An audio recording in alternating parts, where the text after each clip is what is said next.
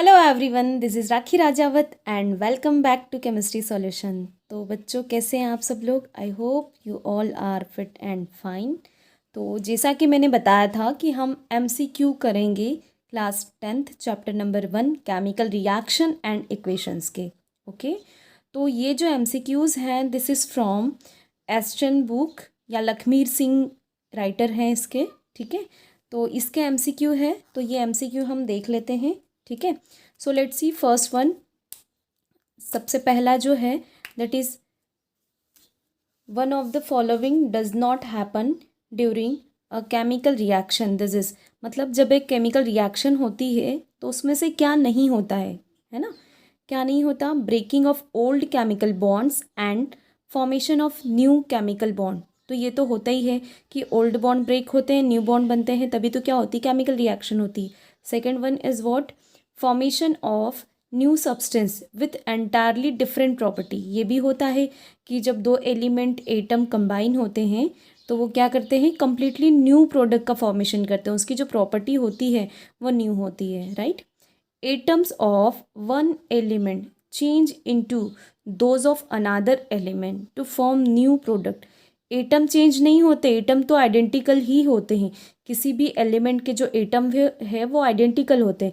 जैसे किसी chemical reaction में कोई केमिकल रिएक्शन हो रही है, that is H2 plus O2, then it will form H2O।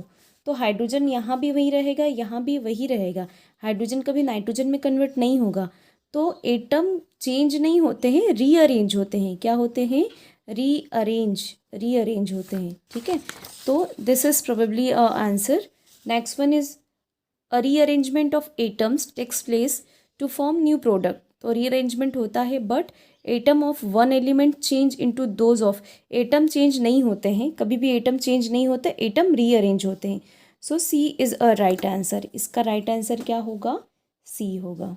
ठीक है, C is right answer. Let's see the next one. Which of the following does not involve a chemical reaction. इसमें से कौन chemical reaction में involve नहीं है या कौन सा केमिकल रिएक्शन नहीं है?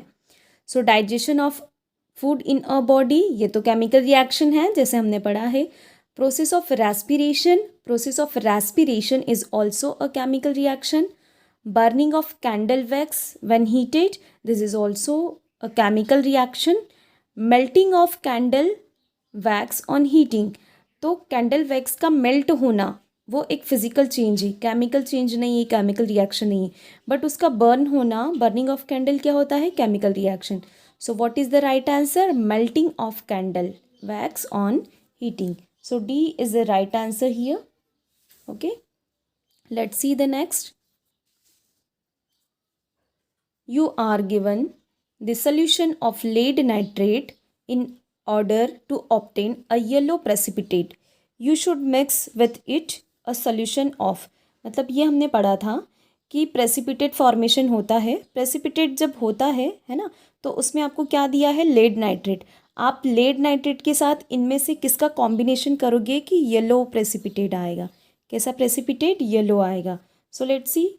Potassium chloride, that means KCl, potassium nitrite, then potassium sulphide, then potassium iodide. ठीक है, तो आपको याद हो जब हमने रिएक्शन पढ़ी थी, ठीक है, तो जो हमको क्या दिया हुआ है? Lead nitrate.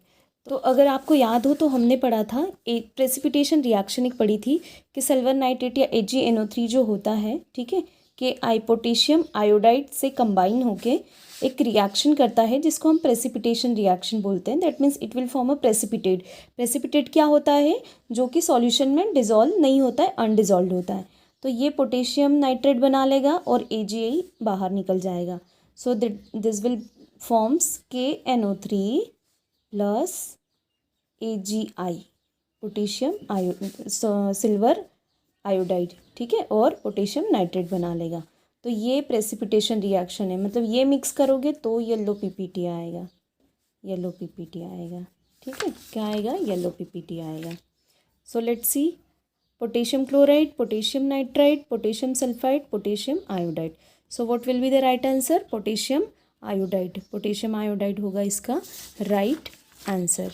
Okay, so potassium iodide is right answer. क्या मिक्स करोगे आप पोटेशियम आयोडाइड, तो क्या आएगा, येलो पीपीटी बनेगा।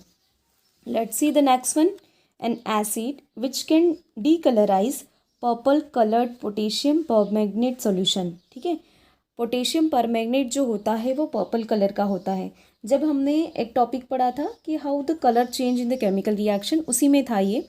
तो पर्पल कलर को डीकलराइज कौन करता है, sulphuric acid, citric acid, carbonic acid and hydrochloric acid. ठीक है, तो इसमें से हमने पढ़ा था कि जो सिट्रिक एसिड होता है, सिट्रस फ्रूट्स में जो होता है, जैसे नींबू हो गया, संतरा हो गया, ठीक है, तो सिट्रिक एसिड क्या करता है, पोटेशियम परमैंगनेट को डीकलराइज करता है, जो कि कौन से कलर का होता है, पर्पल कलर का होता है।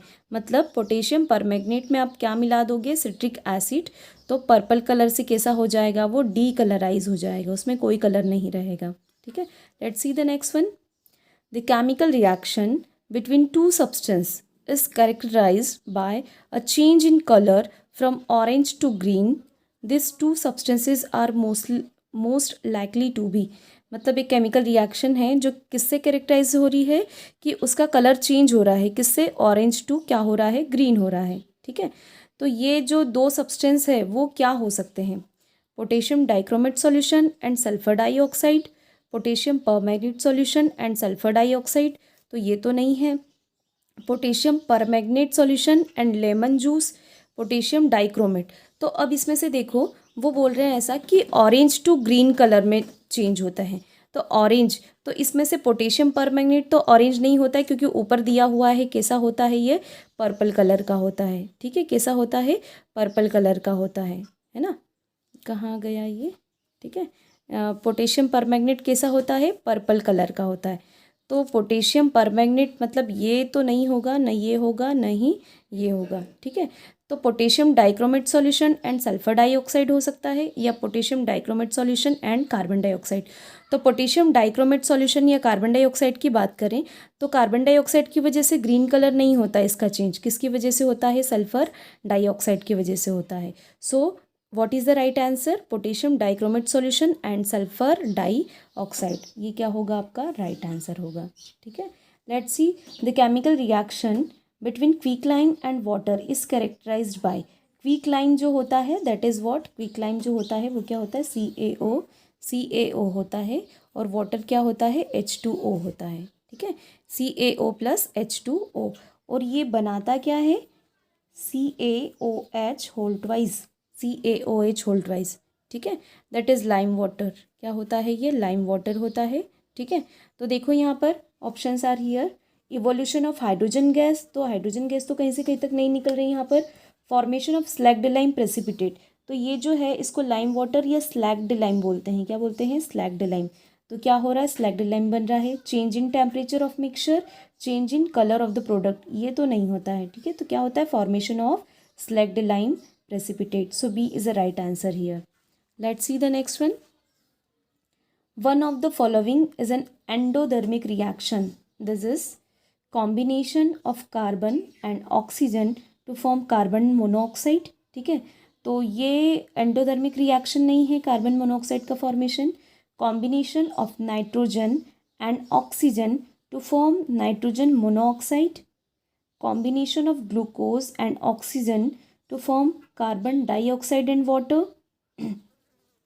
combination of zinc and hydrochloric acid to form zinc chloride and hydrogen।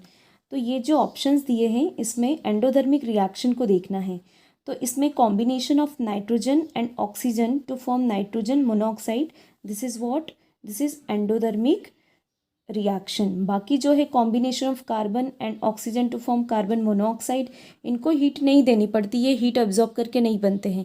तो ये क्या है, एंडोधर्मिक इक्वेशन नहीं, रिएक्शन नहीं है, न ही ग्लूकोज ऑक्सीजन कार्बन डाइऑक्साइड और वाटर में कन्वर्ट होता है, ये भी क्या नहीं है, एंडोधर्मिक, और ये भी नहीं है। तो right answer is what, combination of nitrogen and oxygen to form nitrogen monoxide.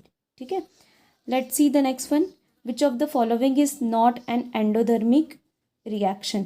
इसमें भी आपको बताना है, इसमें कौन सी एंडोधर्मिक रिएक्शन है वो बताना था, और इसमें कौन सी एंडोधर्मिक रिएक्शन नहीं है वो बताना है। Which of the following is not an endothermic reaction. Calcium carbonate converted into CaO plus CO2, तो इसको भी हीट देनी पड़ती है, मतलब हीट एब्जॉर्ब करता है। जो एब्जॉर्ब करेगा वो एंडोधर्मिक, जो निकालता है वो एक्सोधर्मिक। तो ये भी एब्जॉर्ब करता है, तो ये तो एंडोधर्मिक रिएक्शन है। ठीक है, let's see the next one.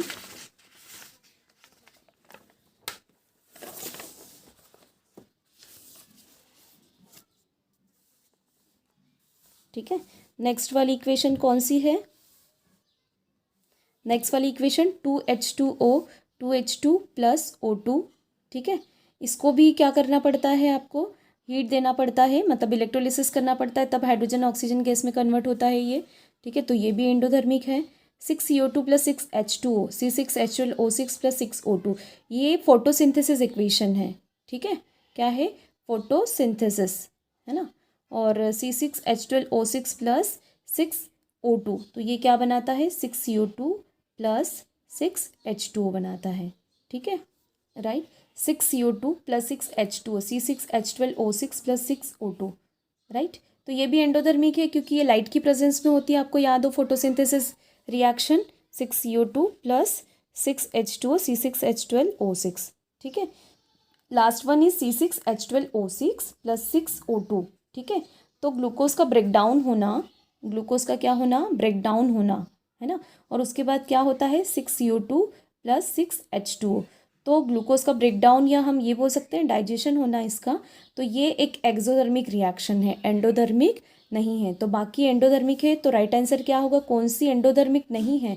तो ग्लूकोज का ब्रेकडाउन होना क्या है? एंडोधर्मिक रिएक्शन नहीं है। One of the following is an exothermic reaction, इसमें से कौन सी एक्सोधर्मिक रिएक्शन है? Electrolysis of water, conversion of limestone into quicklime, process of respiration, process of photosynthesis. ठीक है, तो प्रोसेस ऑफ फोटोसिंथेसिस में लाइट या एनर्जी एब्जॉर्ब होती है, तो ये एंडोधर्मिक है। Conversion of limestone into quicklime, तो क्विकलाइम में कन्वर्ट करने के लिए भी इसको हीट देनी पड़ती है, ये भी एंडोधर्मिक है। और इलेक्ट्रोलिसिस भी एंडोधर्मिक है। तो प्रोसेस ऑफ रेस्पिरेशन, ये क्या होगी? रेस्पिरेशन कौन सी? एक्सोधर्मिक, हमने पहले भी पढ़ा है। So process of respiration is exothermic reaction. The chemical equation are balanced to satisfy one of the following laws in a chemical reaction. This law is known as, ये मैंने कई बार बताया जब हमने ये चैप्टर कंप्लीट किया कि इक्वेशन को बैलेंस क्यों किया जाता है, किस लॉ को सेटिस्फाई करने के लिए? Law of conservation of momentum, नहीं, law of conservation of mass chemistry के लिए। So B is a right answer. Law of conservation of motion, law of conservation of magnetism, इनमें से ये कुछ भी नहीं है। Law of conservation of mass is a right answer. ये हमने पहले भी देखा है कि बैलेंसिंग किसको सेटिस्फाई करने के लिए की जाती है? Law of conservation of mass. So we have done some of the MCQs of this chapter. और ये अगर आपको वीडियो अच्छा लगे और आपके काम का हो तो please like, share and subscribe to my channel and I will upload the more MCQs। अगर आपको कोई डाउट हो या आपको कुछ पूछना हो इसके regarding, so please leave a comment, okay.